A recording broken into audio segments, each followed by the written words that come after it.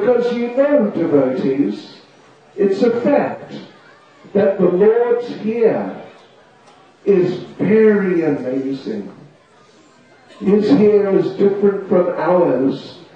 He does not have to use shampoo, conditioner, and all these things to try to make his hair look nice.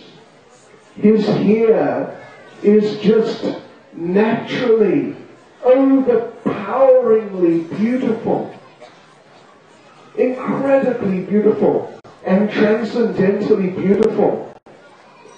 Yesterday, I imagine you went to Dharmeshwar Mahaprabhu, right?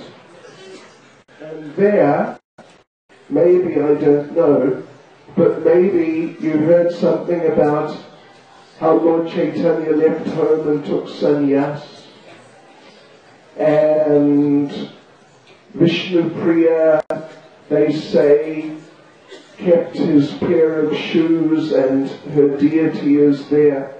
This is what they say. So,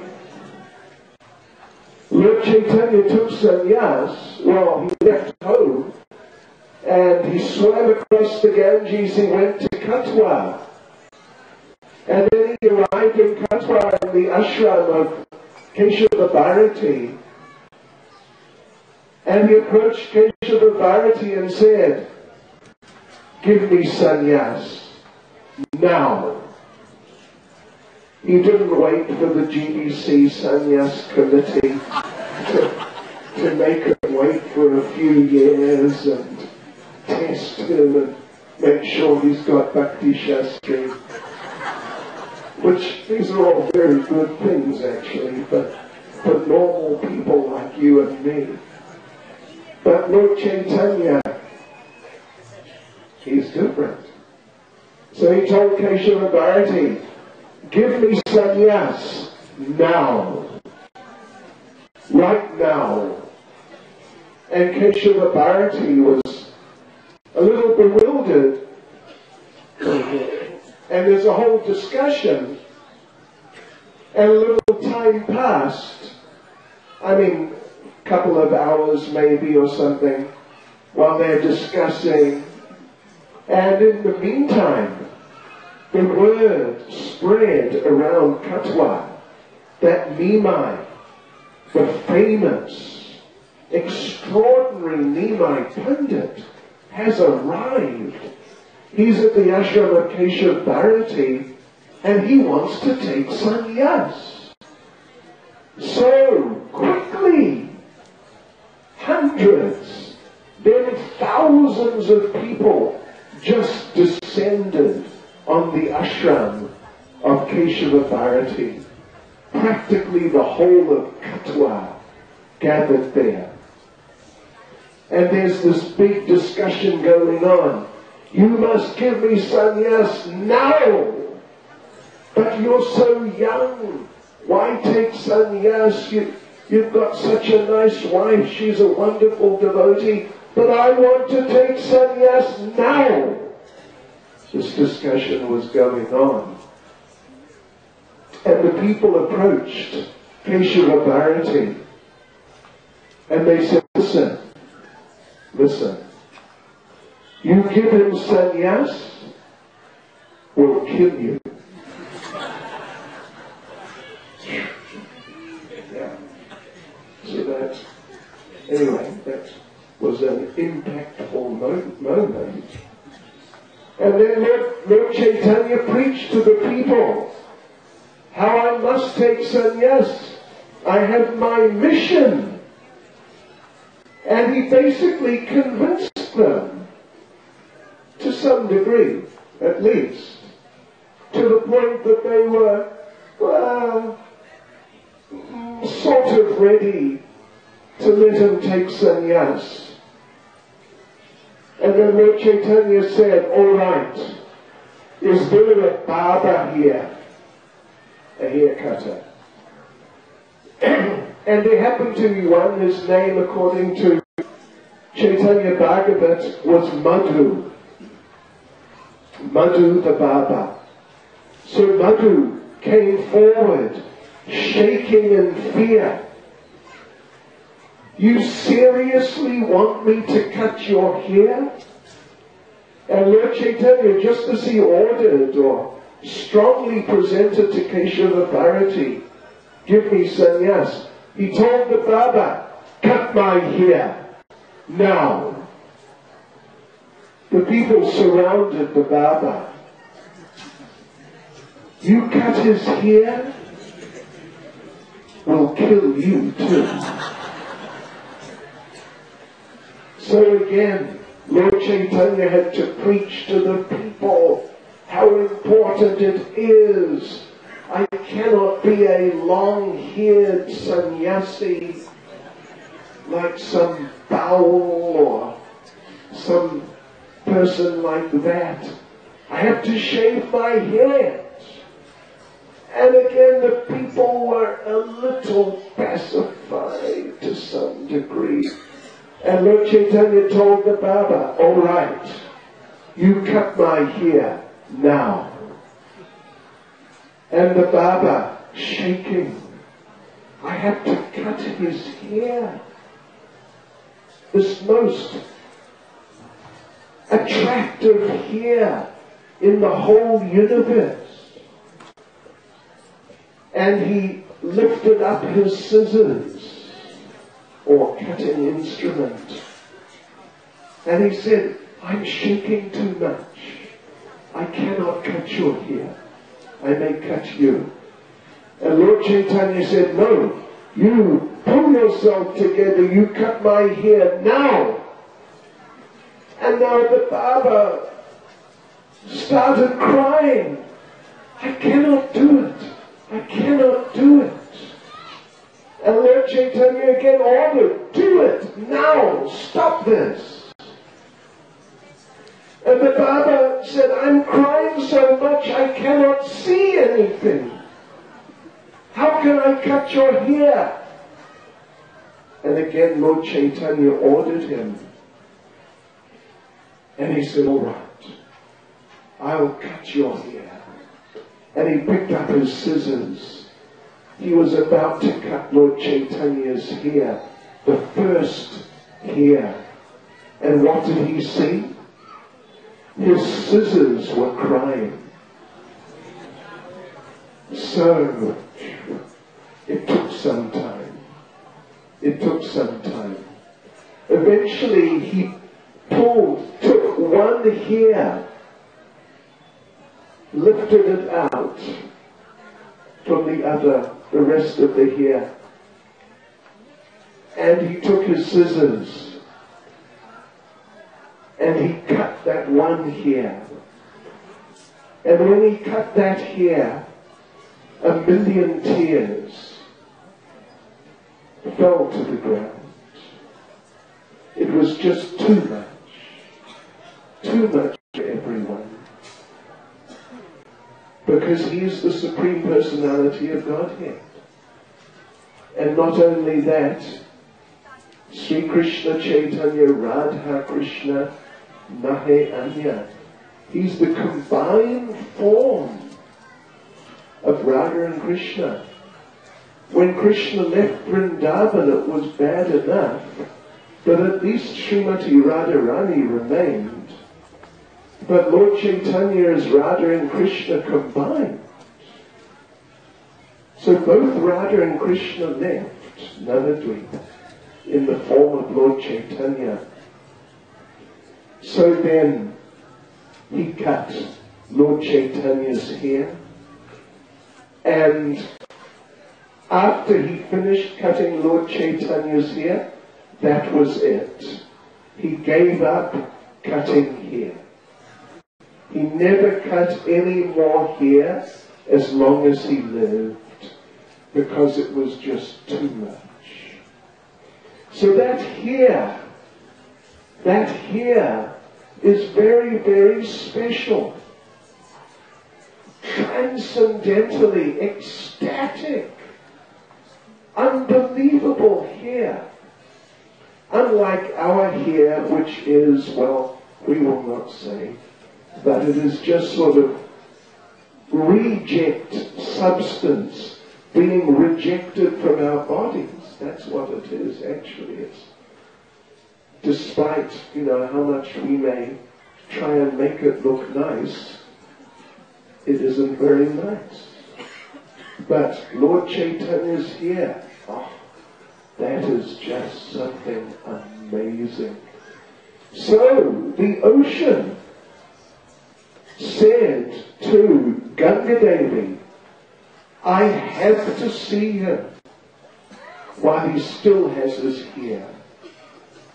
If I cannot see him with his hair, even if I see him, I don't know if I'll be able to live. So, you are my wife. You cannot stop me. Is that right, gentlemen? Ladies? You are my wife. You must do what I say. Correct. We hope so. Anyway. You must do what I say. I want to come up. And she said, all right, all right, all right. But you cannot come all the way up into Nabadwip. I will let you come just up to the boundary. So that is there at that Gadädhara, right on the boundary of Navadvip Dam, right at the southern end of Koladvip. It is said that the ocean comes up there, particularly when it's high tide, in the sea. Then the ocean comes up, and when Lord Chaitanya would be going around having his Harinam Sankirtan party, and he would go down in that area, then the sea would have darshan of Lord Chaitanya with his beautiful, beautiful hair, and the sea was very, very happy, and as a good husband, he would very respectfully thanked and offered his obeisances to his wife, Ganga Devi. Shri Chaitanya Mahaprabhu ki, Shri Chaitanya Mahaprabhu ki, Shri Navadvip Parikrama ki. Hare Krishna. Now, I don't know if there's time. Is there time for me to say something about Jayadev, or should someone else? Go ahead. I'll tell you one thing, if you don't mind. Lord Vidyänagar, when he brought Jiva Goswami to Koladvip, he begins by telling Jiva Goswami that here, when he talks about Cämpähäti, in the northern part of Koladvip is this place Cämpähäti, and here lived the great, great devotee and great devotee poet Jayadev Goswami. He lived here in Cämpähäti for some years. So, and Lord Vidyänagar told the story how one time, while Jayadev Goswami was here, he was writing every day, and while he was here he wrote Gita Govinda, which is one of, maybe with Das Avatar Stotra, one of his best known pieces of writing. So, while he was in the middle of writing Gita Govinda, well, if you do some writing, sometimes you find it just flows. You just write, and you just write, and it just comes. Sometimes you have to struggle to get an idea together, but sometimes it flows. So one day Jayadev Goswami was writing and writing, and it was just flowing. It was just coming. So many beautiful thoughts, expressions about Krishna, his relationship with Srimati Radharani, his beauty, and so on. It was just flowing. So, lunchtime was approaching, so he stopped. And he thought, let me just look and see what I've written. And he was looking, very nice, very nice. Then something very extraordinary. Did I write this? Was it me? Could it have been me? There were the words. Dehi pada palavam udaram.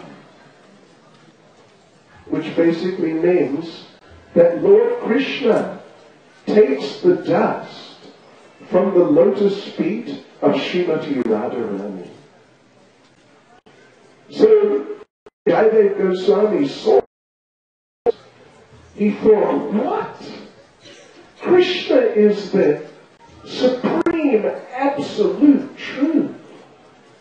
The ultimate, the supreme personality of Godhead. Everyone must take the dust from his lotus feet. But I have said that he takes the Radharani. How could I have said that? Oh no, that's really inappropriate. We cannot have that. So somehow or other he removed that. He removed that.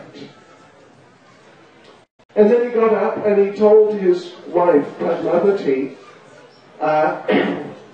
I'm going to get ready for lunch. I'll go down to the Ganges. I'll take bath. I'll come back in a little while, maybe in 1 hour or 45 minutes perhaps. I'll come back. I'll have lunch. And Padmavati said, that's fine. Lunch is ready. So you come any time. Lunch is ready. And off he went.